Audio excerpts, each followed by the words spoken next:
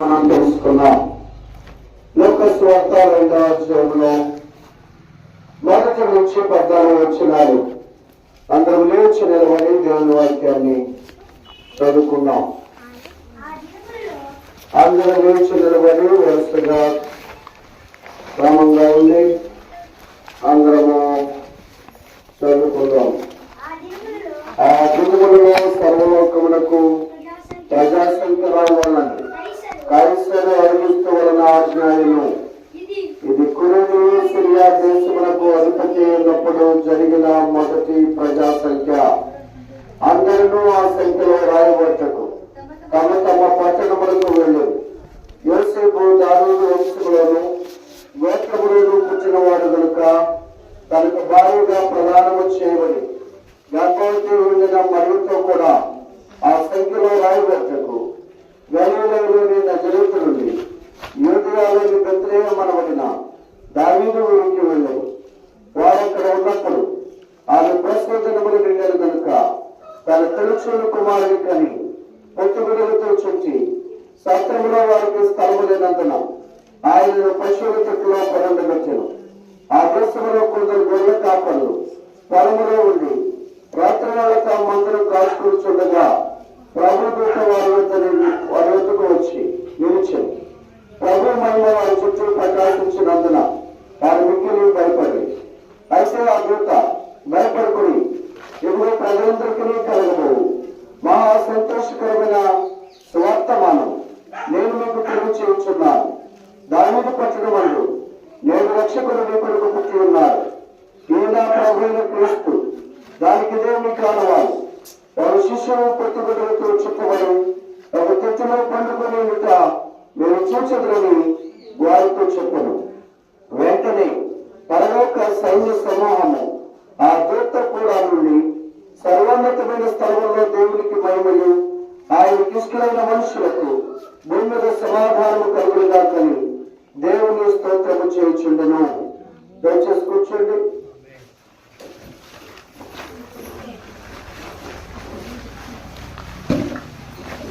దేవుని యొక్క లేఖన భాగంలో మనం చూసినప్పుడు ప్రియులారా, మొట్టమొదటిగా మనము దేవుని సన్నిధిలో క్రమశిక్షణ అనేది ప్రాముఖ్యం.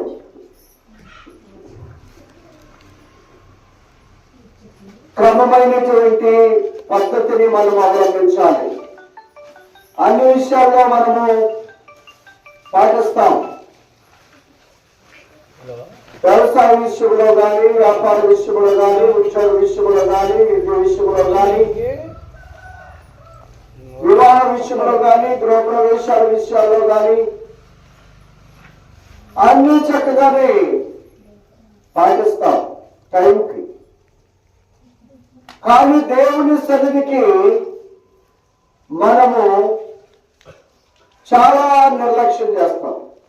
అది అన్నిటికంటే ఇప్పుడు మనకి దాని ప్రభావం కనబడదు. కానీ తర్వాత దేవుని యొక్క ఆశీర్వాదములు, దేవుని యొక్క దీవెన పొందుకునే విషయంలో చాలా కొరత కలిగినటువంటి స్థితి మనం చూస్తాం.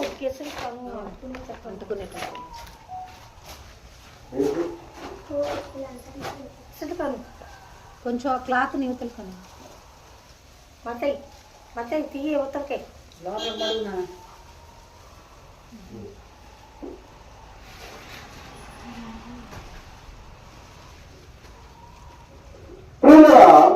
యేసు ప్రభు వారు జన్మించినప్పుడు గొప్ప వింతలు జరిగాయి. లోకంలో ఎన్నడూ జరిగినటువంటి వింతైనటువంటి కార్యాలు యేసు ప్రభు పుట్టినప్పుడు జరిగాయి. ఏంటి ఆ వింతైన కార్యాలంటే, యేసు ప్రభు వారు ఒక కన్యకు జన్మించడం అనేది ఒక వింతైన కార్యం. పురుషుని ప్రమేయం లేకుండా స్త్రీ గర్భవతి బిడ్డను కరుణ అనేది ఈ లోకంలో అసాధ్యం. కానీ దేవునికి అసాధ్యమైనది ఏది లేదు. దేవుడు ఏదైనా చేయగలడు. చాలా మంది వారి జీవితం విషయానికి వచ్చేసరికి దేవుడు చేస్తారో చేయడో, దేవుడు ఇస్తారో ఎవరో, ఇలాంటి మనసు కలిగి ఉంటారు. కానీ ప్రియులారా, దేవునికి అసాధ్యమైనది లోకంలో ఏదీ లేదు. ఆయన సమస్తము చేయటకు శక్తివంతుడు. మనమే నిర్లక్ష్యం చేసి దేవుడు అనుగ్రహించే మహిమను మనం పొందలేకపోతున్నాం. ఇక్కడ ఈ విషయానికి వచ్చేసరికి కన్యక గర్భమైతే కుమారుని కంటం అనేది అసాధ్యము అని ఎంతో మంది శాస్త్రవేత్తలు, ఇంచుమించు దేశంలో ఉన్నటువంటి 200 మంది శాస్త్రవేత్తలు పరిశోధన చేశారట. ఇది వాస్తవా కాదా? బైబిల్ చెబుతున్నటువంటి విషయం నిజమా అబద్ధమా? అసలు స్త్రీ పురుషుల ప్రమేయం లేకుండా ఎలా పుడతారు? యేసు ప్రభు రక్తాన్ని, మరియ రక్తాన్ని, యేసేపు రక్తము, యేసేపు మరియును భార్య భర్తలు, వీళ్ళ రక్తం పంచుకు పట్టకుండా ఎలా పుడతాడు అని టెస్ట్ చేశారు. చేస్తే మరియ రక్తంతోనూ యేసేపు రక్తంతోనూ కూడా కార్యం అవ్వలేదట. రెండింటిలోనూ కలవలేవు. అందుకే ఆయన పరిశుద్ధ రక్తం, ఆయన పవిత్ర రక్తం. ఆ రక్తము ఎందుకు అంత పవిత్రంగా ఆయన జన్మించేదానికి కారణం ఏంటి అంటే, భూమి మీద ఉన్నటువంటి మానవుడు చేసిన పాపము మరి దేనితో కలిగిన పోదు, దేనితో కలిగిన పోదు. కొన్ని రకాలైనటువంటి మరకలు నిమ్మకాయతో పోతాయి, కొన్ని రకమైనటువంటి మరకలు ఇంకా కిరోసిన్ ఇలాంటి పోసి రుద్దితే పోతాయి. కానీ ప్రియులారా, పాపము అనేటటువంటిది ఆ మరక పోదు. ఎందుకు పోదు అంటే, మానవుడు చేసిన పాపము వారి హృదయం అనే పలక మీద రాయబడిందట. మానవుడు చేసిన పాపము హృదయం అనే పలక మీద రాయబడిందట. ఈ హృదయం అనే పలక మీద రాయబడినటువంటి పాపము దేని చేతను కడగబట్టడానికి అవకాశం లేదు, దేని చేతను అది తుడిచివేయబట్టడానికి అవకాశం లేదు. దేని చేత కడగబట్టడానికి కానీ దేని చేత తుడిచివేయబట్టడానికి కానీ అవకాశము లేదు. అలాంటిది కనుక పిల్లరా, ఇక్కడ మనం గమనించినప్పుడు మరి ఎలా అప్పుడు దేవుడు ఒక పాపి యొక్క రక్తము పవిత్రపరచబట్టడానికి, పరిశుద్ధపరచబట్టడానికి, పరిశుద్ధమైన రక్తం మాత్రమే, పరిశుద్ధుడైనటువంటి వ్యక్తి యొక్క రక్తం మాత్రమే పాపమును కలిగి పరిశుద్ధంగా మార్చగలదు, పరిశుద్ధుడిగా చేయగలడు అనేటటువంటి విషయమై యేసు ప్రభు ఈ లోకంలో ఉన్నటువంటి మానవుడు ఏ మానవుని రక్తంతో కూడా ఐక్యపరచబడకుండా ఒక ప్రత్యేకమైనటువంటి పవిత్రమైనటువంటి రక్తముతో ఆయన జన్మించడం జరిగింది. ఎందుకంటే మానవుని పాపమును కలిగి పవిత్రపరిచేది యేసుక్రీస్తు రక్తం మాత్రమే. యేసు ప్రభు రక్తం మాత్రమే మన పాపములను కలిగి మనల్ని పవిత్రపరచగలదు. అదే బైబిల్ చెబుతుందన్నమాట. ఆయన కుమారుడైన క్రీస్తు రక్తము మన ప్రతి పాపమును కలిగి పవిత్రపరచును. ఎందుకు పవిత్రపరచాలి? ఎందుకు పరిశుద్ధపరచాలి? ఎవరికి కనబడుతుంది పాపం? ఏమైంది? ఈ రోజున మనుషుల్ని మాయ చేయడం చాలా తేలికైపోయింది. ఒక మనిషిని ఇంకొక మనిషి సులువుగా మోసం చేయగలుగుతున్నాం, సులువుగా మనము మోసం చేయగలుగుతున్నాం. అలాంటప్పుడు మరి మన పాపము అనేది ఎలా పోతుంది? ఈ మోసపూరితమైనటువంటి పాపము చనిపోతే ఏమైంది అని అంటే జాగ్రత్త. మన జీవితంలో సంపాదించిన బంగారం మనతో రాదు, వెండి మనతో రాదు, ఆస్తి అంతస్తులు మనతో రావు, కానీ మనం చేసేటటువంటి ప్రతి పాపము మనతోనే ఉంటుంది. గుర్తుపెట్టుకోవాలి. మనం చేసే ప్రతి క్రియ, ప్రతి కార్యము మనతోనే ఉంటుంది, మనతోనే ఉంటుంది.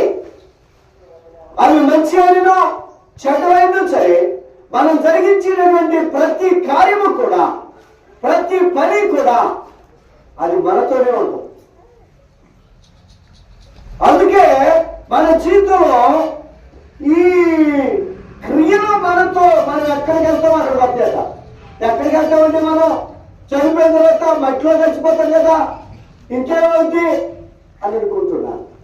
లేదు లేదు లేదు. మానవుడి జీవితము చనిపోయిన తర్వాత ఇంకొక జీవితం అనేది ఆరంభమైంది, ఇంకొక జీవితం ప్రారంభమైంది. ఇది శరీర సంబంధమైన జీవితం భూమి మీద. ఆ తర్వాత ఆత్మ సంబంధమైన జీవితం ఇంకోటి ఉంది మనకి, ఆత్మగా జీవించే జీవితం. చూసారా? కనుక ఆత్మీయంగా జీవించేటటువంటి ఆ జీవితము దానికి అంతం లేవు, దానికి అంతం అనేది లేదు. మానవ జీవితానికి ఈ భూమి మీద జాగ్రత్త గుర్తుపెట్టుకోండి, చావు లేని జీవి ఏదైనా ఉంది అంటే ఎవరో తెలుసా? మానవుడు మాత్రమే.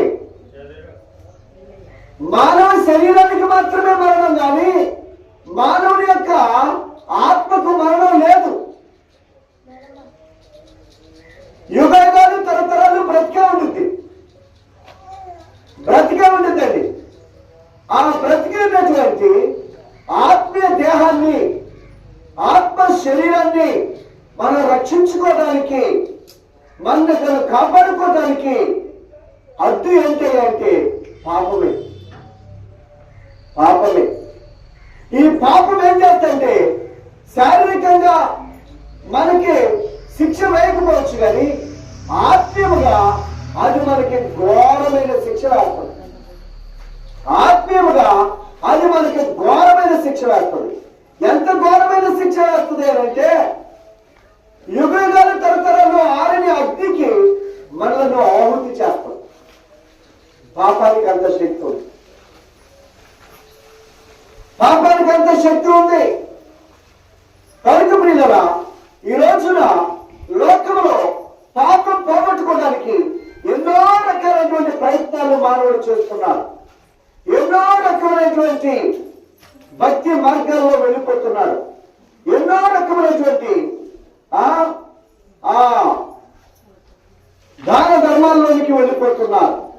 కానీ ప్రియులారా, పాపము పోగొట్టడానికి పరలోకము నుంచి దిగి వచ్చినటువంటి ఒకే ఒక వ్యక్తి, ఆయనే నజరేయుడైన యేసు.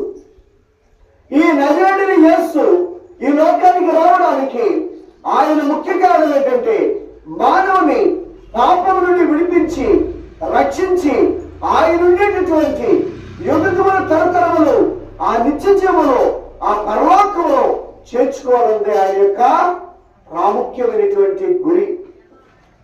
ఒక తల్లి, ఒక తండ్రి ఆశ ఏంటో తెలుసా? వాళ్ళ బిడ్డల్ని రోడ్ల మీద తెలుసా ఎండ వాన వచ్చేటప్పుడు అలా విడిచిపెట్టం.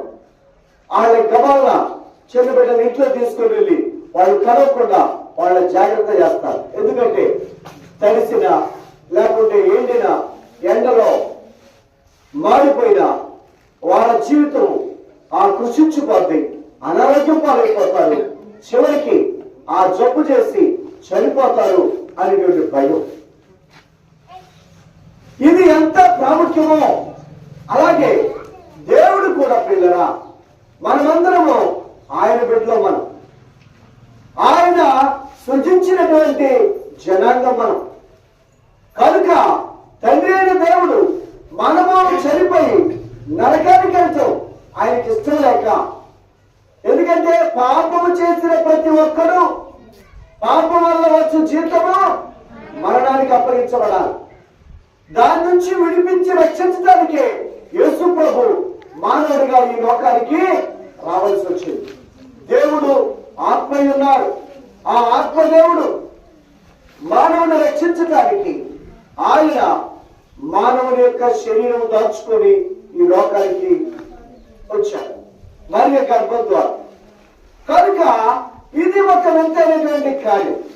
ఇక రెండవ వింతైన కార్యం ఏంటంటే యేసు ప్రభు పుట్టినప్పుడు ఆకాశంలో ఒక నక్షత్రం వెలిసిందట. చూడండి, క్రైస్తవ ఇళ్లలో ఆ చర్చిల ముందు స్టార్లు పెడుతుంటారు. స్టార్లు ఎందుకు పెడతారు? స్టార్లు ఎందుకు పెడతారు? స్టార్లు ఎందుకో తెలుసా?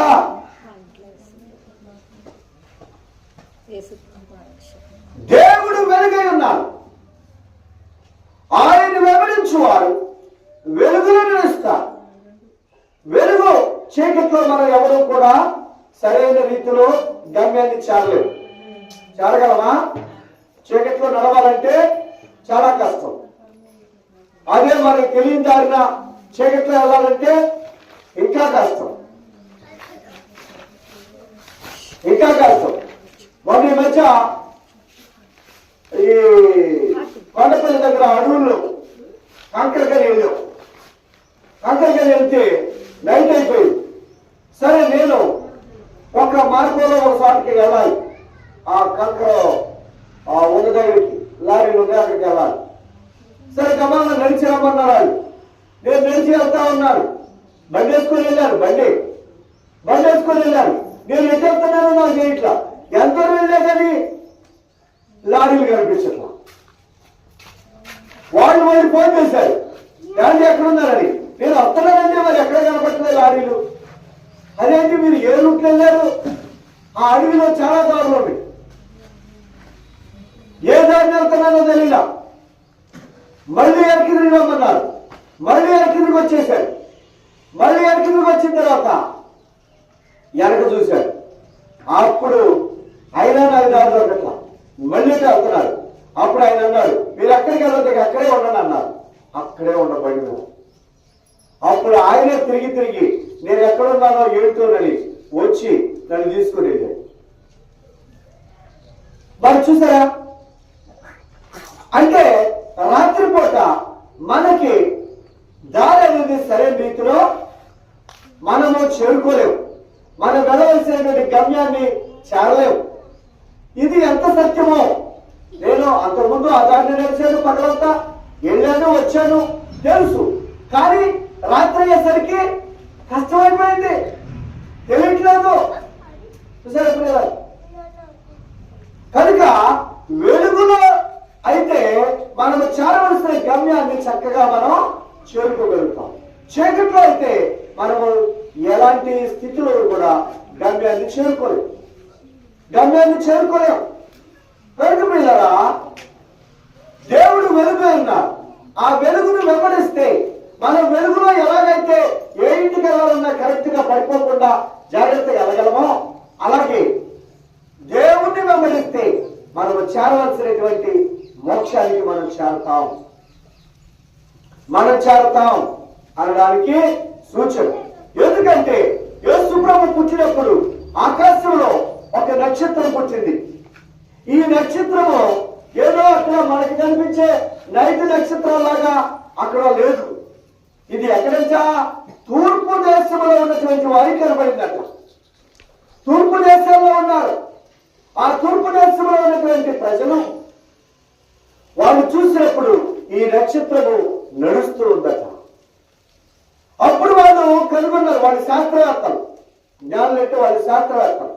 ఆ శాస్త్రవేత్తలు కనుగొన్నారట, ఓహో ఈ నక్షత్రము నడుస్తున్నదంటే, వెలుగుతూ ఉన్నదంటే ఇది కొత్తగా ఇప్పటి వరకు ఈ యొక్క విశ్వంలో కనిపించలేదు, ఆకాశంలో కనిపించలేదు ఇప్పటి వరకు. ఈ రోజు కనబడుతుంది. కాబట్టి దీనికి ఏంటి సూచన అని వాళ్ళు లేఖన భాగాలు, గ్రంథాలు అన్ని తిరగేసినప్పుడు ఇది దేవుని వెలుగు, ఇది దేవుని వెలుగు. పరలోకములో దేవాతి దేవుడు జన్మించారు అని తెలుసుకున్నారు. తెలుసుకొని వందల వేల కిలోమీటర్లు నడిచి ఆ నక్షత్రం వెంబడే నడిచి వచ్చారట. ఎక్కడ వచ్చారో తెలియదు యేసు ప్రభు, ఎక్కడున్నారో తెలియదు. వాళ్ళు ఏ దేశంలోనే ఉన్నారు, ఇంకో దేశంలో యేసు ప్రభు వచ్చారు. మరి ఆ దేశం నుంచి ఈ దేశం రావాలంటే అడవిలో ఒక అర కిలోమీటర్ దూరంలో ఉన్నటువంటి పరిధిలోనే దారి తప్పిపోయి, మరి అలాంటిది వందల వేల కిలోమీటర్ల నుంచి యేసు ప్రభు ఉన్న చోటకి ఎక్కడైతే జన్మించారో అక్కడికి రావాలంటే సామాన్యమైన విషయమా? కానీ ఈ నక్షత్రము ఎలాగైతే చక్కగా ఒక మనిషి నడిపించుకుంటూ చేయబట్టుకుంటూ తీసుకెళ్తాడో అలాగే ఈ నక్షత్రము అలా ముందు నడుస్తూ ఉందంట. వీళ్ళు నడుస్తూ వచ్చారు, అలా ముందు నడుస్తూ వెళ్ళింది. చక్కగా యేసు ప్రభు ఏ ఇంట్లో ఉన్నారో అక్కడికి వెళ్ళి నిలబడింది. యేసు ప్రభు ఏ ఇంట్లో, ఆయన ఆ పశువుల పాకలో, ఆయన పశువుల తొట్టిలో పరుండ పెట్టున్నారు. అక్కడికి వెళ్ళి ఆ ఇంటి మీద నిలబడిందంట నక్షత్రం. అప్పుడు ఆ జ్ఞానులు ఆ ఇంట్లోకి వెళ్ళి చక్కగా యేసు ప్రభుని ఆరాధించారు. ప్రియుల కనుక ఇది రెండవ అద్భుతం, రెండవ ఆశ్చర్యం.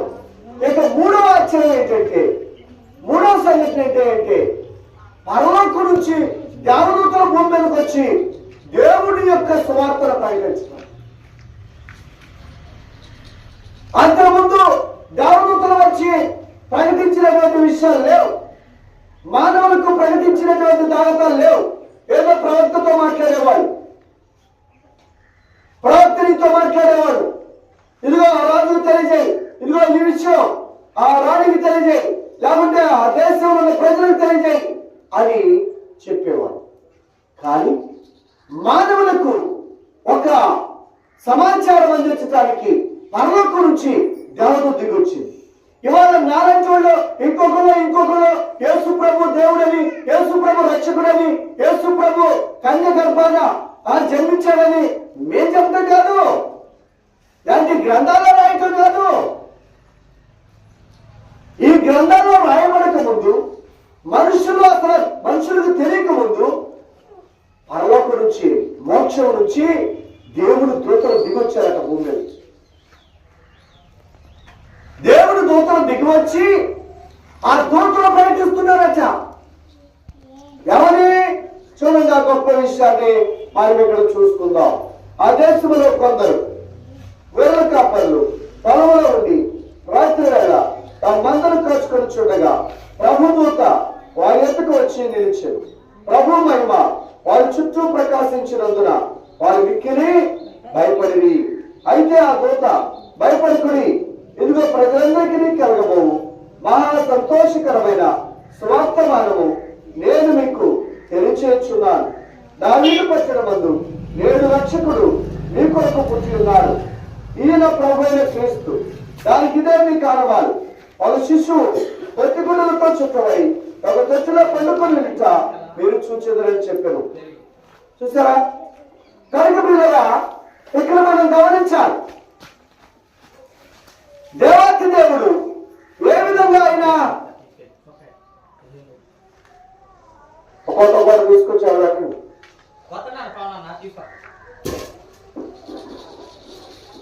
తెలుగు కట్టంట సరే, ఒక్కొక్క తీసుకొచ్చాడు.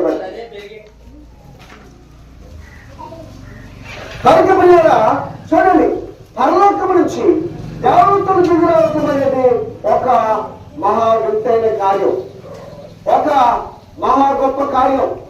చూడండి, ఇక్కడ మనం గమనించినట్లయితే ఏంటి ఆ వింతైన కార్యము? ఏం చేశారు వాళ్ళు వచ్చి అంటే ప్రజలందరికీ తెలియజేస్తున్నారట, ప్రజలందరికీ ప్రకటిస్తున్నారట. ఎవరు? మనుషులు కాదండి, మనుషులు కాదు, యేసు ప్రభు పుట్టారని చెప్పేది. దేవుడు దూతలు వచ్చినాయట, దేవదూతలు దిగొచ్చారట, ఆకాశం నుండి భూమి మీదకి దిగొచ్చి మనుషులకు ప్రకటిస్తున్నారట.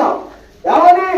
ప్రజలారా, ఇదిగో మీకందరికీ సంతోషకరమైనటువంటి ఒక శుభవార్త మీకు చెప్పడానికి వచ్చాం. చూసారా, నేడు రక్షకుడు మీ కొరకు పుట్టి ఉన్నాడు. ఆ దూతలు చెబుతున్న విషయం ఏంటంట, నేడు రక్షకుడు ఎవరైనా రక్షకుడట, రక్షకుడట, భక్షకుడు కాదు, భక్షకుడు కాదు. నువ్వు ఇచ్చినా నువ్వు ఇవ్వకపోయినా, నువ్వు నమస్కరించినా నమస్కరించకపోయినా, నువ్వు ఆరాధించినా ఆరాధించకపోయినా, నువ్వు మాటించి తప్పినా తప్పకపోయినా, ఆయన ప్రతిస్పందనగా నిన్ను శిక్షించే దేవుడు మాత్రం కాదు. రక్షకుడుగా ఇదో కలిగి వచ్చారు ఆయన. సర్వ మానవాళిలో ఉన్నటువంటి సమస్త పాపులను రక్షించడానికి వచ్చిన రక్షకుడు ఆయన. నశించిన దానిని వెనక్కి రక్షించుటకు దేవుని కుమారుడు ఈ లోకములకు వచ్చి ఉన్నాడు అను. ఏంటంట, నశించిన దానిని వెనక్కి రక్షించుటకు దేవాతి దేవుడు ఈ లోకానికి వచ్చాడు. ఎవరు నశించిపోయేదండి? మనందరం బాగానే ఉన్నాగా? బాగానే ఉన్నావా లేవా? మనం అనుకుంటున్నాము బాగానే ఉన్నాము, బాగానే ఉన్నామని అనుకుంటున్నాం. కానీ చూడండి, ఒక వ్యక్తి సంవత్సరం అంతా చదువుకునేటప్పుడు బాగానే చదువుతున్నాడు అనుకుంటారు, బాగానే ఉన్నాడు అనుకుంటారు. కానీ పిల్లరా, పరీక్షలు రాసిన తర్వాత, పరీక్షలు రాసినప్పుడు కూడా అడిగితే ఓ బాగా రాసా బ్రహ్మాండంగా అంటారు. కానీ రిజల్ట్ వచ్చిన తర్వాత చూస్తే వాడికి ఎన్ని మార్కులు అనేటప్పుడు అర్థమైంది. అలాగే మనం కూడా అంతే. ఇప్పుడు బాగానే ఉన్నాం అనుకుంటాం, మనకు ఒక లాస్ట్ ఎగ్జామ్ ఉంటుంది. మనకి ప్రతి మానవుడికి చదువుకున్నా చదువుకోకపోయినా, గొప్పవాడు అయినా పేదవాడు అయినా, ధనికుడు అయినా దరిద్రుడు అయినా, నల్లవాడు అయినా తెల్లవాడు అయినా, ఎవరైనా సరే ప్రతి వ్యక్తి ఒక న్యాయ తీర్పు, ఒక పరీక్షకు మనం వెళ్ళాలి. ఏంటో పరీక్ష అంటే, భూమి మీద నువ్వు ఎలా జీవించావు, భూమి మీద నువ్వు ఎలా బ్రతికావు, ఏమేం చేశావు అనే పరీక్ష. ఈ పరీక్ష ఎవరు రాయకుండా ఉండడానికి అవకాశం లేదు. చదువు వచ్చిన వాళ్ళు రాయాల్సిందే, చదువు రానోళ్ళు రాయాల్సిందే. చూసారా? కనుక ప్రియులరా, జాగ్రత్త. దేవుని ఎదుటికి మన అందరం వెళ్ళబోతున్నాం. దేవుని సింహాసనం ఎదుటికి వెళ్ళినప్పుడు భూమి మీద మనం ఏం చేశామో, ఏం చేయాల్సింది చేయలేదో, ఏం చేయకుండా చేశామో వాటిని బట్టి మనకు మార్కులు ఇవ్వాలి. మార్కులు ఇవ్వాలి. 35 మార్కులు వస్తే పాస్ అవుతాం, 34 వస్తే ఒకటే తగ్గింది. ఏమైంది? సరే 34.5 వస్తే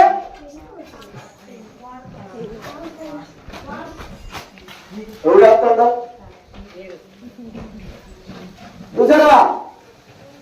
6 మార్కుల ఉద్యోగాలు పోయిన వాళ్ళు ఉన్నారు, 10 మార్కుల ఉద్యోగాలు పోగొట్టుకున్న వాళ్ళు ఉన్నారు. చూసారా? అలాగే లోకంలో లాంగ్ జంప్, హై జంప్ పోలీసులు పరీక్షలు చూసారా? ఒకడు ఒక్క అడుగు కనుక, లేకుంటే ఒక అంగళం, ఒక్క అంగళం ఎక్కువ దూకులోకి ఉద్యోగం వస్తుంది, ఒక్క అంగళం తక్కువ దూకులోకి ఉద్యోగం పోతాం. అరే అంగళమే కాయా, ఈసారి దూకుతుండే అంటే కుదురుతా కుదురుతా. చూసారా? మరి ఈ లోకంలో ఒక పావు మార్కు పోతే ఉద్యోగం పోతారు, ఒక అరంగంలో దూకపోతే 6 ఉద్యోగం పోతారు. ఏమా మరి ఎంత మనకి తెలిసే, మరి మనకే తెలుసు పరిశుద్ధంగా జీవిస్తేనే మాత్రమే మనం మోక్షానికి వెళ్తామని, పవిత్రంగా బ్రతికితేనే మనము దేవుని యొక్క ఆశీర్వాదాన్ని పొందుకుంటామని తెలుసు. మరి అలా బ్రతుకుతున్నామా? పరిశుద్ధంగా మనం జీవించగలుగుతున్నామా? పవిత్రంగా మనం బ్రతకగలుగుతున్నామా? మన ముందు ఉన్నటువంటి ఆ పరీక్షకు మనం ఎలా సిద్ధపడుతున్నాం? మనం ఏ విధంగా సిద్ధపడుతున్నాం? ప్రియులారా, అది చాలా ప్రాముఖ్యమైనటువంటి విషయం. కనుక జీవితంలో కొన్ని విషయాల్లో మనం చాలా జాగ్రత్తగా ఉంటాం. ఏంటో తెలుసా? పోయిన వయసు తిరిగి వస్తుందా? పోయిన కాలం మళ్ళా తిరిగి వస్తుందా?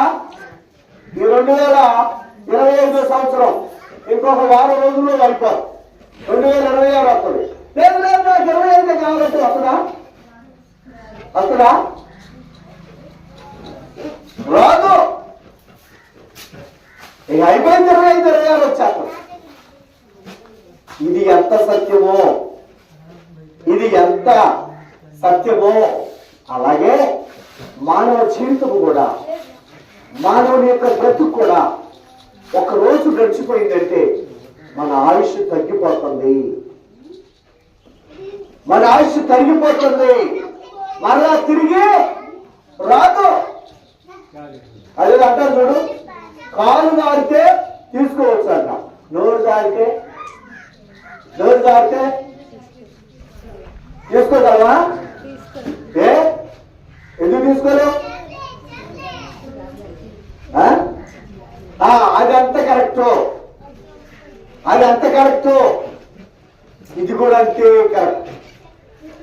యేసు ప్రభు దేవుడు అన్నది కరెక్ట్. యేసు ప్రభు మన పాపము నుంచి మనల్ని విడిపించడానికి వచ్చినటువంటి ఆ పరిశుద్ధుడైనటువంటి పవిత్రమైన రక్తము కలిగినటువంటి దైవ కుమారుడు అనేది కరెక్ట్. చూసారా? ఎందుకంటే మనుషులు చెప్పిన మాటలు కాదు. ఇది పరలోకం నుంచి, మోక్షము నుంచి దేవదూతలకు వచ్చి చెప్పినటువంటి విషయం. ఇదిగో ప్రజలందరికీ కలగబో మహా సంతోషకరమైన సువార్త. ఏంటది? దావీదు పట్టణమందు నేడు రక్షకుడు నీ కొరకు పుట్టి ఉన్నాడు. రక్షకుడండి ఆయన. నిన్ను రక్షించే రక్షకుడుగా. పాపము నుంచైనా నిన్ను రక్షించేది ఆయనే. శాపము నుంచైనా నిన్ను రక్షించేది ఆయనే. ఆర్థిక సమస్యల నుంచైనా, అప్పుల ఊమి నుంచైనా, లేకుంటే ప్రాణాపాయ పరిస్థితుల్లోనైనా, ఏ విధమైన రోగమైనా, ఏ విధమైన చీకటి దాడైనా, ఏ విధమైనటువంటి శత్రు భయమైనా ప్రతి దారి నుంచి రక్షించడానికి వచ్చినటువంటి రక్షకుడై.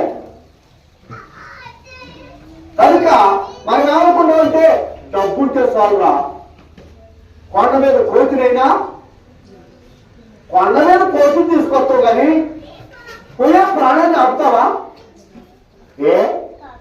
కొండ మీద కోతిని తెస్తున్నావు. ఎక్కడో కోతిని పట్టుకొస్తావు కానీ ఇక్కడ ప్రాణాన్ని పట్టుకోలేవా?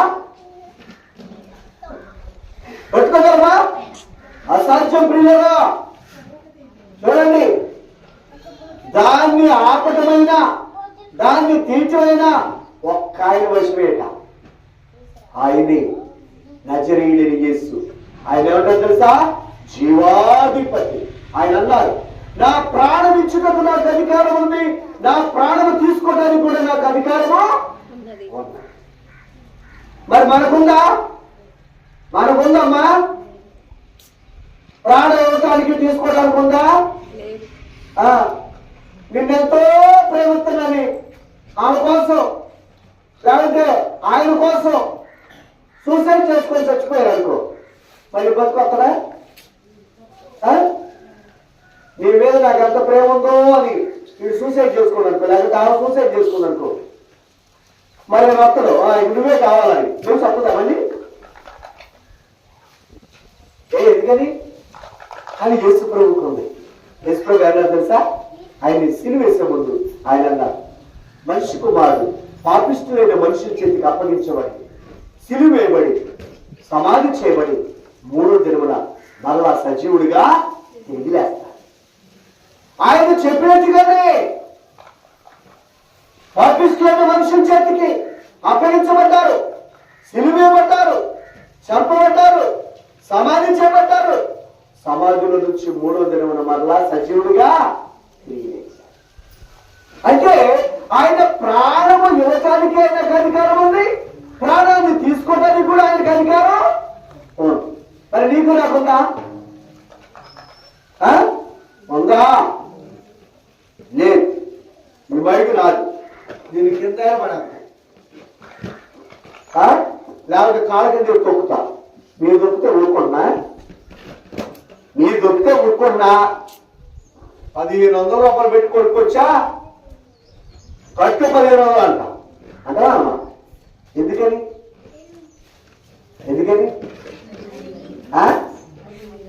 అది మాది కాబట్టి. అర్థమైందా? అదే మీదైతే నేను పాటు చేశాను అనుకో, ఏమంటారు?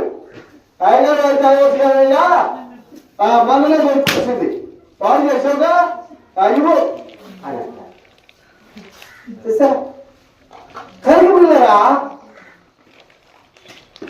మన వస్తువు అనే దాని మీద మనకి ఎంత అధికారం ఉందో ప్రాణానికి అధికారాన్ని యేసు ప్రభు ఎవరు?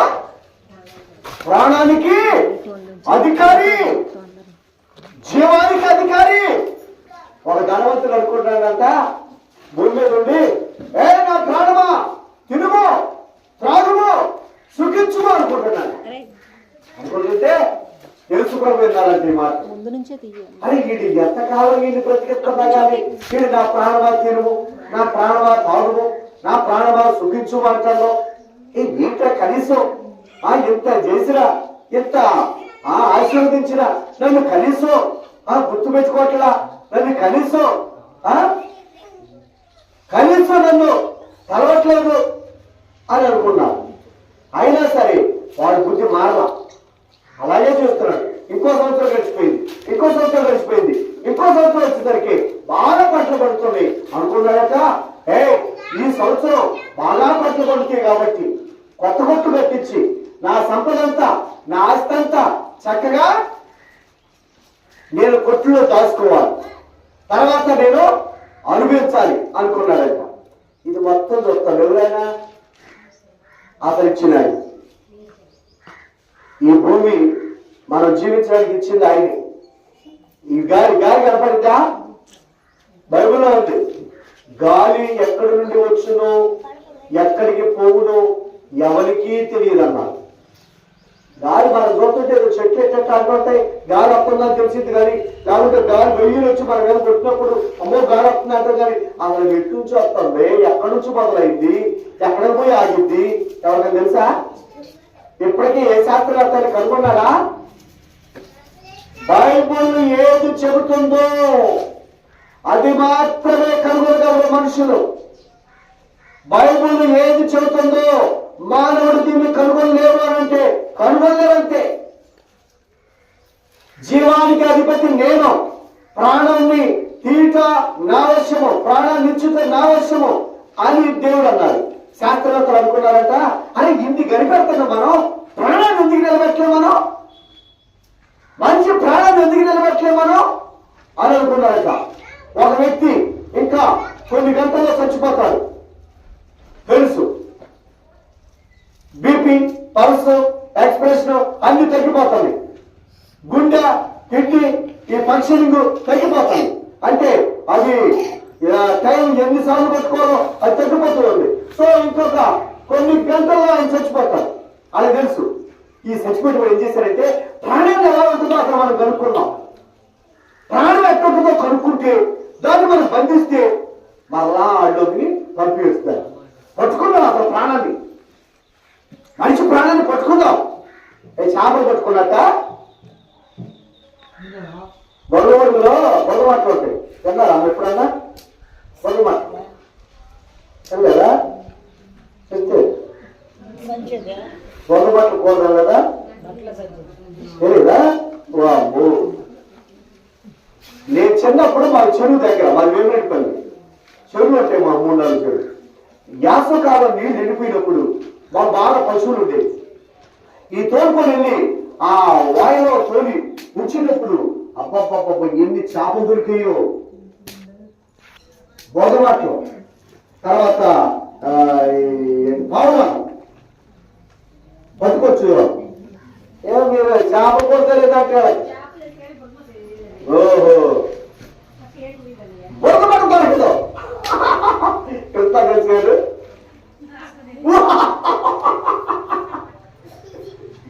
బొరకట్లు అది బొరకలో ఎక్కువగా అది దొరకదు ఎంత ప్రయత్నించినా కానీ అది దొరకడం చాలా కష్టం దాంట్లో సరిగా. అయితే ఈ శాస్త్రవేత్తలు ఏమనుకున్నారంటే ఏ విధంగా ప్రాణాన్ని మనం పట్టుకోవాలి, ఏ విధంగా ప్రాణాన్ని మనం పట్టుకోవాలి. అసలు ప్రాణం పట్టుకుంటే చాలు, ఈసారి ఏదో ఒక విధంగా మనిషి ప్రాణాన్ని పట్టుకొని బంధిస్తే ఇక చావును మనము జయించవచ్చు, చావును మనం జయించవచ్చు అనుకున్నారు. అని ఒక పెద్ద గాజు ఫిట్టింగ్ అసలు ఎక్కడ సొంతలేదన్నమాట, మొత్తం తయారీలోనే ఆ మ్యానుఫ్యాక్చర్ గాజులో ఆయన్ని బంధించేశారు. ఇక కొన్ని గంటల్లో చనిపోతారు. కానీ గాజు సీసాలో కనుక మనం పెట్టి మోసరాకుండా చూసారా అట్లా చేసేసారు. చేస్తే సరే నిజంగానే కొన్ని గంటల తర్వాత ఆయన ప్రాణం పోయిందట. వీళ్ళు చూస్తున్నారు మిషన్ గాజు సీసాలు కనపడుతుంది కదా, మిషన్ లో చూస్తున్నారు ఆ ప్రాణం ఆయన పోయినట్టుంది అనుకున్నారు. ఎట్లా వస్తుందో ప్రాణం చూద్దాం అనుకున్నారట, చూద్దాం అనుకున్నారట. అంతే గుండె ఆగిపోయిందంట, మిషన్ ఆగిపోయిందంట. కానీ ఈ గాజు సీసా పెద్దది పేలిపోయిందట. పేలిపోయి గాజు సీసా పేలిపోయిన తర్వాత అది ప్రాణం ఎక్కడికో చూద్దాం కనపడ ప్రాణం కనపడ వాళ్ళకి శాస్త్రవేత్తలకి ఎక్కడికో చూడాలనుకున్నారంట. కానీ కనిపించారు. చూసారా జాగ్రత్త, ప్రాణానికి అధికారి ఆయన ఒక్కడే, జీవానికి అధిపతి ఆయన ఒక్కడే. కనుక ఆయన మాత్రమే దాన్ని వశపరుచుకోగలడు. ప్రాణాన్ని ఇచ్చుటకు అధికారం కలిగిన వాడు, ప్రాణాన్ని తీసుకోవడానికి అధికారం కలిగిన వాడు, చనిపోయిన వారిని తిరిగి లేపగలిగిన వాడు, లేచిన వారిని సంపూర్ణంగా నిర్మూలన చేయగలిగిన వాడు. ఇక ఆయన తప్ప ఎవరికి లేదు. కానీ శాస్త్రవేత్తలు కొన్ని వందల వేల సంవత్సరాల నుంచి ప్రాణాన్ని పట్టుకోవాలని చూస్తున్నారు. కానీ వాళ్ళ వల్ల మాత్రం కాట్లా, వాళ్ళ వల్ల కాట్లా. ఎందుకంటే ప్రపంచాన్ని జయించినటువంటి అలెగ్జాండర్ లాంటి మహా గొప్ప చక్రవర్తులు చనిపోయినప్పుడు వాళ్ళ ప్రాణం మరలా వస్తే బాగుండు, మరలా ఈ చక్రవర్తి మన పరిపాలిస్తే బాగుండు అని ప్రజలు వాళ్ళంతా దాచిపెట్టారట. ఇప్పటికీ కూడా ఈజిప్టుడు దేశంలో కొన్ని మమ్మీలు అంటారు. ఎందుకంటే ఆనాడు చనిపోయినటువంటి గొప్ప గొప్ప రాజులు, రాణులు, ధనవంతులు వాళ్ళ శవాలట ఎప్పటికైనా మానవుడు ప్రాణాన్ని కనుక్కుంటాడు. ప్రాణాన్ని కనుక్కున్నప్పుడు ఈ శరీరంలోకి మరలా ఆ ప్రాణాన్ని పంపిస్తే వాళ్ళు తిరిగి లేస్తారు అని ఇప్పటికీ రాసుకుంటున్నారట. మనం కనుక తెల్లబట్టానికి తెల్లటిగా నల్లబట్టానికి రంగు వేసుకోవడం చూసారా, ఆడు కూడా చచ్చిపోయినటువంటి ఆ శవాలకి కుళ్ళిపోకుండా వాళ్ళు రకరకాలైనటువంటి ఔషధాలు పూసి ఇప్పటికీ భద్రపరిచారట, మమ్మీలు అంటారు. కానీ ప్రాణాన్ని మాత్రం కనుక్కోలేకపోతున్నా. జాగ్రత్త, ప్రాణము అనేది దేవుని వశమని యేసు ప్రభువు అన్నారు, జీవాధిపతి నేను, ఎవరికైనా జీవానికి అధిపతి. ఎందుకంటే మానవుని సృజించినప్పుడు మట్టితో తయారు చేసి ఈ శరీరాన్ని ఆ మట్టిలో ఆయన జీవ వాయువుని మన నాసిక రంధ్రాల్లో వదిలేరు. అందుకని ఈ నాసిక రంధ్రాలే ప్రాముఖ్యం మనకి. ముక్కు మూసుకుంటే బతకమా, నోరు మూసుకోవడం అంటే ఉంటాం, చెవులు మూసుకోవడం అంటే ఉంటాం, కానీ ముక్కు మూసుకొని ఉండగలమా? ఎందుకని దేవుడు జీవవాయువును నాసిక రంధ్రముల ద్వారా మానవుని దేవుడిలోకి పంపించారు. ఇది దానికి మార్గం. ఈ మార్గం ద్వారా మాత్రమే మానవుడు బ్రతుకుతాడు. ఈ మార్గం కనుక మూయబడిందా ఫినిష్. పాసుబందైనా కొద్ది రోజులు బ్రతుకుతూ ఏదో విధంగా. కానీ నాసిక రంధ్రాలు బందయ్యా ఆ మనిషి 10 నిమిషాల్లోనే చనిపోయింది. ఇది బైబిల్ చెబుతున్న సత్యం, సైన్స్ నిరూపించినటువంటి సత్యం. కనుక ఇప్పుడు చాలా మీకు సత్యాలు చెప్పాను. ఏంటిది? ఒకటి, యేసు ప్రభు రక్తము మరియ రక్తంతో గాని యేసేపు రక్తంతో గాని మిళితం అవ్వలేదు. అది పరిశుద్ధ రక్తం. మానవుని రక్తముతో ఏ మానవుని రక్తంతో ఆ రక్తానికి సంబంధం లేదు. ఎందువల్లంటే ఆయన పరిశుద్ధాత్మ వలన, పరిశుద్ధాత్మ యొక్క శక్తి ద్వారా మరియ గర్భం ధరించింది. కానీ ఆ గర్భంలో కూడా ఆయన శక్తి కలిగిన దేవుడు. ఏ విధంగా పిండంగా ఎదగాలో, శిశువుగా రూపాంతరం చెందాలో చెందాడు. అంతేగాని మరియ రక్తాన్ని పీల్చుకొని ఆయన కరగలేదు. ఎంత గొప్ప విషయం అండి. అసలు తల్లి గర్భంలో తల్లికి సంబంధం లేకుండా పెళ్ళ ఎదిగిద్దా? పెళ్ళ ఎదిగిద్దా? ఎదగటం కష్టం. కానీ యేసు ప్రభు వారు మరియ దేహంలో తిరిగారు మాత్రమే కానీ మరియ రక్తంతో సంబంధం లేదండి. ఆయనది పరిశుద్ధ రక్తం. అందుకని మన ప్రతి పాపమును కలిగి మనలను పవిత్రపరిచే రక్తం ఒకటి.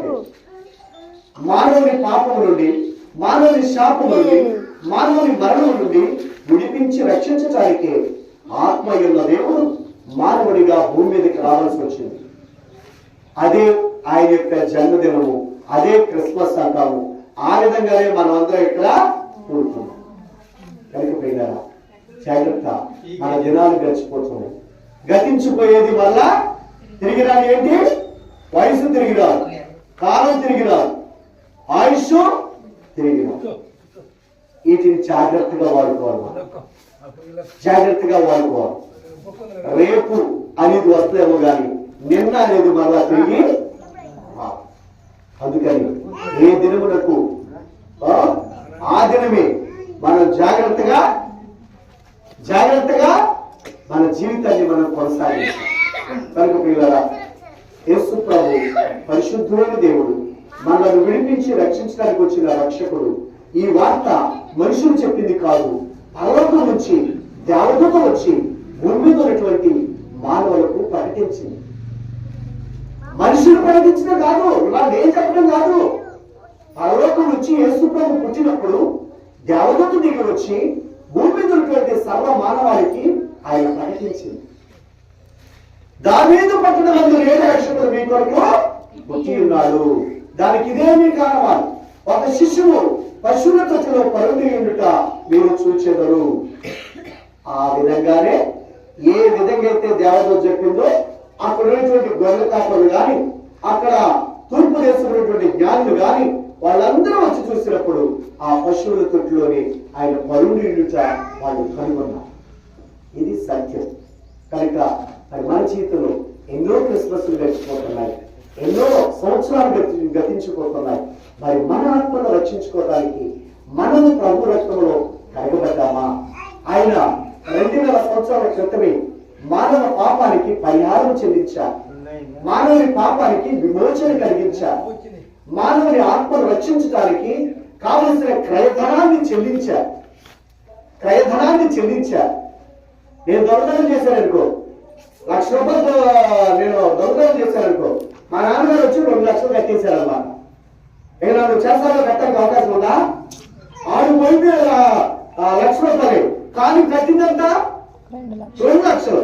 వాడికి ఎంత సంతోషమో, అవునా కదా?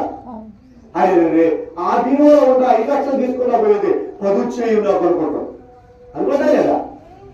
అలాగే యేసు ప్రభువు మనం చేస్తున్నటువంటి మానవ జాతి చేసిన ప్రతి పాపానికి క్రయదానము 2 అంతలు చెల్లించారు, 2 అంతలుగా శిక్ష అనుభవించారు.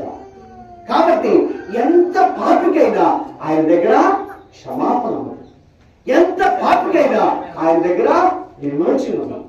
అందుకని ఈ రోజున దొంగలు మారుతున్నా, త్రాగుబోతులు మారుతున్నా, వ్యభిచారులు మారుతున్నా. కారణం ఏంటి అంటే మనిషి మనస్సును మార్చగలిగిన దేవుడు ఆయన. మనిషిని సృష్టించిన దేవుడు ఆయన. ఆ మనిషిలో ఉన్నటువంటి మనస్సును మార్చగలిగిన దేవుడు ఆయనే. ఇక ఎవ్వరూ మార్చలేరని, ఎవ్వరూ మార్చలేరు మనస్సును. మనిషిని కారు తయారు చేసిన వాడు కారులో ఏం పాడైపోయినా వెంటనే బాగు చేయగలరు. సరే, టైం అయిపోయింది. కనుక దయచేసి గ్రహించాలి, మన జీవితంలో మనల్ని మార్చగలిగిన దేవుడు, మనల్ని రక్షించడానికి వచ్చిన దేవుడు ఆయనే. కనుక రక్షకుడిగా పాపము నుండి, శాపము నుండి, నిత్య మరణము నుండి మనల్ని విడిపించి రక్షించడానికి వచ్చిన రక్షకుడు. ఆ రక్షకుడు మనము మన హృదయంలో చేర్చుకున్నప్పుడు, మనము క్రీస్తులో నూతన సృష్టిగా మార్చబడినప్పుడే నిజమైన క్రిస్మస్. ఇక్కడ భూమి మీద మనం ఎలా చేసుకుంటామో తెలియదు, కానీ ఆ తర్వాత మన ఆత్మీయ జీవితంలో, మన మరణం తర్వాత పరలోకంలో బంగారు వీధుల్లో తిరిగినప్పుడు నిజమైన క్రిస్మస్ మనం జరుపుకోవాలి. ఆ జీవితాన్ని పొందుకోవాలంటే ఇప్పుడే భూమి మీదే మనం సంపాదించుకోవాలి. అప్పుడే మనం దాన్ని పొందుకోగలుగుతాం. కనుక మనం సంపాదించుకున్నామా, ప్రభు రక్తంలో మనం కలుపుకున్నామా, పరిశుద్ధమైనటువంటి జీవితాన్ని మనం సంపాదించుకున్నామా, పరలోకం వెళ్ళడానికి, ఆ నిత్య జీవనంలో ప్రవేశించడానికి అర్హతను మనం పొందుకున్నామా లేదా? ఎన్నో క్రిస్మస్లు దాటిపోతున్నాయి, ఎన్నో సంవత్సరాలు మన జీవితంలో గడిచిపోతున్నాయి, మన వయసు తగ్గిపోతుంది, మన ఆయుష్ తగ్గిపోతుంది, మన మరణం మనకి సమీపం అవుతుంది. ఇలాంటి సమయంలో ఇంకా ప్రభువుకు మనం దూరంగా ఉంటున్నామా, ఇంకా మన పాపంలో నేను కొనసాగుతున్నామా, లేక కడుక్కొని పవిత్రంగా మనం జీవిస్తున్నామా?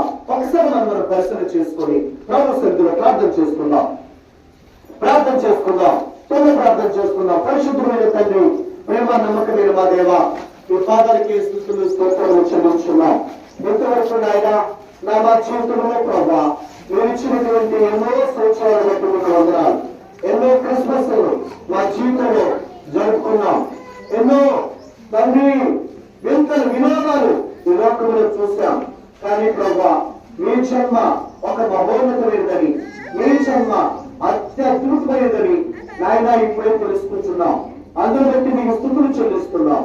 ప్రభా మీరు జన్మించినప్పుడే మానవుడు కాదు, పరలోకమును వచ్చిన దేవదూతలే ప్రకటించారు, ఈయనే దేవుని కుమారుడు, ఈయనే మీ రక్షకుడు, ఇదిగో మీ అందరికీ సంతోషకరమైన వాటిది అని ఆనాడు తెలియజేశారు. ప్రభా ఈనాడు దుఃఖంలో ఉన్న వారిని ఆదరించడానికి, ఆయన కన్నీటితో ఉన్న వారిని ఆయన కన్నీటిని తుడవటానికి, దేవా సంతోషాన్ని ప్రసాదించడానికి మీ నామములో ఉన్న శక్తి, మీ నామములో ఉన్న ప్రభావము, మీ నామములో ఉన్నటువంటి ఆయన సమస్తములో చేయగలిగినటువంటి ఆ శక్తి కలిగిన రక్తమును బట్టి మీకు స్తుతులు చెల్లిస్తున్నాం.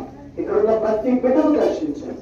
ఒక్కొక్కరిని ప్రభావం ఇంకా ఎవరైతే పాపము నుండి, శాపము నుండి, మరణము నుండి విడిపించబడలేదో అలాంటి వాడు విడుదల పొందే భాగ్యము దయచేయండి. నామకార్థమైన క్రైస్తవ జీవితంతో, వేషధారణనే భక్తితో మనుషులను మాయ చేసి సాతాను నరకానికి ఈడ్చుకెళ్ళిపోతుండగా ప్రభాని కృపలో జ్ఞాపం చేసుకోనండి. అయ్యా, ఇకనైనా జ్ఞానం కలిగి, మెలకు కలిగి మిమ్మల్ని వెంబడించే కృపను అనుగ్రహించండి. మీరే నా తండ్రి, నేను ఒకరిని దర్శించి, విడిపించి, రక్షించి మహిమ, ఘనత, ప్రభావం పొందమని, అయోగ్యమ పాత్రలు తండ్రి మా ప్రార్థన ఆలకించమని, ఎక్కడున్న ప్రతి బిడ్డను దర్శించి ఒక్కొక్కరిని నాయన కనికరించి మీ రక్త ప్రోక్షణ అనుగ్రహించి, దేవా ఒక్కొక్కరు నాయన మీ రక్తంలో కడగబడి నరకం నుండి తప్పించబడి నిత్య జీవాన్ని పొందుకునే భాగ్యం తెచ్చేది. మా బంధువులు, మా స్నేహితులు, మా రక్త సంబంధులు ఎంతో ఇప్పటికే నశించిపోయారు ప్రభా. కానీ మేము బ్రతుకున్నామంటే మీ దయ. ఎందుకంటే ఇకనైనా మీ రక్తంలో కడగబడాలని, ఇకనైనా మా మనస్సును మార్చుకొని మీ బిడ్డగా బ్రతకాలని ఒక అవకాశం ఇస్తున్నావు, ఒక తరుణం ఇస్తున్నావు. అందుకే మీకు స్తుతులు చెల్లిస్తున్నాం. మీరు ఇచ్చిన ఈ అవకాశాన్ని, మీరు ఇచ్చినటువంటి ఆయన ఈ గొప్ప దత్తాన్ని, నేను జీవితాన్ని సద్వినియోగం చేసుకునే భాగ్యాన్ని బిడ్డలు దయచేయండి. మీరే కనికరించి, కృప చూపించి, ఒక్కొక్కరి మీద ఆయన మీ ఆత్మను కుమరించి, విడిపించి, రక్షించి మహిమ, ఘనత, ప్రభావం పొందమని, అయోగ్యులు పాత్రులైనా మా ప్రార్థన ఆలకించమని యేసు క్రీస్తు వారి యొక్క సర్వశక్తి కలిగిన నామమున దీనులుగా ప్రార్థించి ప్రార్థించి వేడుకొనుచున్నాను తండ్రి. ఆమేన్. దేవుడికి కాళ్ళు సమర్పించుకుంటాం.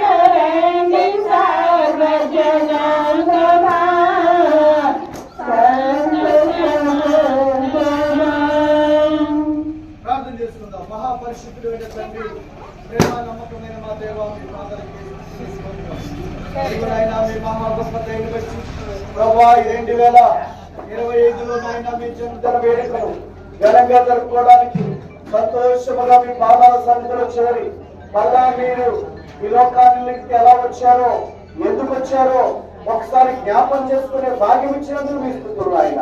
తండ్రి మీ జన్మ అద్భుతము ఆశ్చర్యం ఆయన. మీరు వచ్చింది మీ కొరకు కాదు మా కొరకు, మమ్మల్ని విడిపించి రక్షించుతారు దేవా. అందుకే మీకు స్తుతులు చెల్లిస్తున్నాం తండ్రి. కన్యక గర్భమందు జన్మించి పరిశుద్ధముగా జీవించి మా పాపముల కొరకు మీ పరిశుద్ధ రక్తమును చిందించిన మహా గొప్ప దేవుడు. అందుకే మీకు స్తుతులు చెల్లిస్తున్నాం. ఎక్కడున్న ఒక బిడ్డను దర్శించండి, ప్రత్యేకించి నీ కృపలో జ్ఞాపం చేసుకోండి.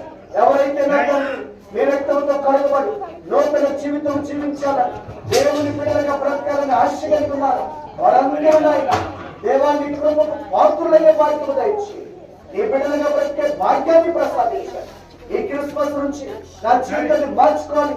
నేను ఇప్పటి వరకు లోకంలో బ్రతికాను, శరీరంతో జీవించాను. ఇక నుంచి దేవుని నన్ను సృష్టించిన దేవుడు ఆయన, నాలో ఉన్నటువంటి ఆత్మ ఆయనది, ఆయన భిక్షమెత్తి నేను బ్రతుకున్నాను అనే గ్రహింపును దయచేయడం తండ్రి మీరే కనికరించి ఒక్కొక్కరు గ్రహింపుతో జ్ఞానముతో నీ కృపను పాత్రలై నీ వాక్యానుసారంగా జీవించి మిమ్మల్ని మహిమపరిచే భాగ్యమును ప్రసాదించి ఘనత మహిమ ప్రభావాన్ని పొందవాలి. ఈ క్రిస్మస్ దీవెన, ఈ క్రిస్మస్ ఆశీర్వాదం ఈ బిడ్డలందరికీ ప్రసాదించి రక్షించి ఈ బిడ్డలుగా నా తండ్రి మార్చి నీ నామానికి మహిమకరమైన జీవితం జీవించే కృపను అనుగ్రహించి పరలోకాన్ని స్వతంత్రించుకునే కృపను ప్రసాదించి ఘనత మహిమ ప్రభావాన్ని పొందమని యేసు క్రీస్తు వారి యొక్క సర్వశక్తి కలిగిన నామమున దేవునిగా ప్రార్థించి వేడుకొనుచున్నాము తండ్రి. ఆమేన్. మన తండ్రి అయినటువంటి దేవుని యొక్క దీవెన, కుమారుడైన యేసుక్రీస్తు వారి కృప, పరిశుద్ధాత్మ తండ్రి యొక్క అన్యోన్య సహవాసము ఎక్కడైనా మనకును ఆశించిన ప్రతి బిడ్డకును తోడుగా ఉంది. విడుదల రక్షించబడినప్పుడు యేసుక్రీస్తు యొక్క రాకడకు ముందే మనందరము గ్రంథవారు సువార్తను నిలిచిన వారందరూ రక్షింపవాలి. నిత్య జీవాన్ని స్వతంత్రించుకోవడానికి పరిశుద్ధాత్మతో నడిపించి రక్షించి మహిమ ఘనత ప్రభావాలనే పొందుగాక. ఆమేన్. వందనాలండి మీకు అందరికీ. చాలా సంతోషం. అందరూ చక్కగా భోజనం చేసి వెళ్ళవలసిందిగా మిమ్మల్ని